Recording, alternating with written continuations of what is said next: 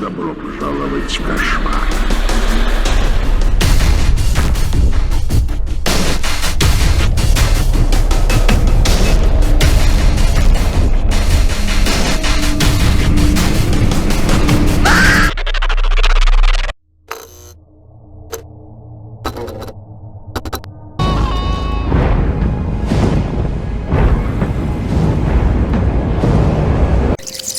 Эта страшная история произошла со мной в московском метро. Время было уже почти 12, когда я стоял в метро и ожидал поезда. Изредка поглядывал на часы. Я все прикидывал, насколько смогу добраться домой, так как мне предстояло рано утром вставать, а поезда все не было. Чем позднее, тем реже можно было встретить электричку. Вот мне и угораздило попасть в такое время.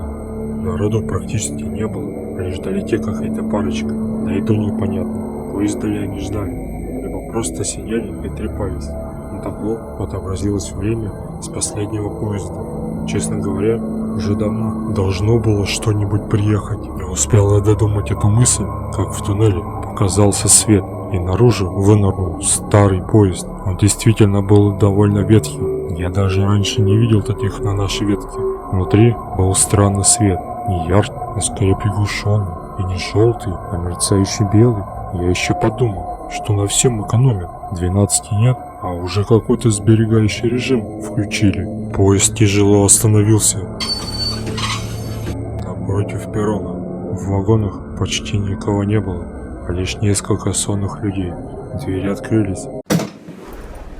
И я столкнулся взглядом с человеком, одетым в форму метрополитена. Редко встречаю откровенно некрасивых людей, но вот он был и именно из их числа.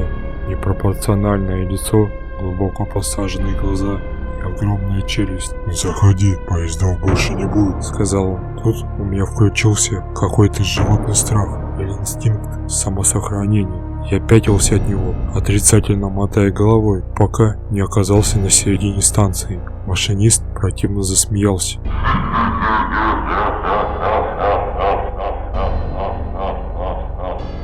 Двери вагона закрылись, и поезд стал набирать ход.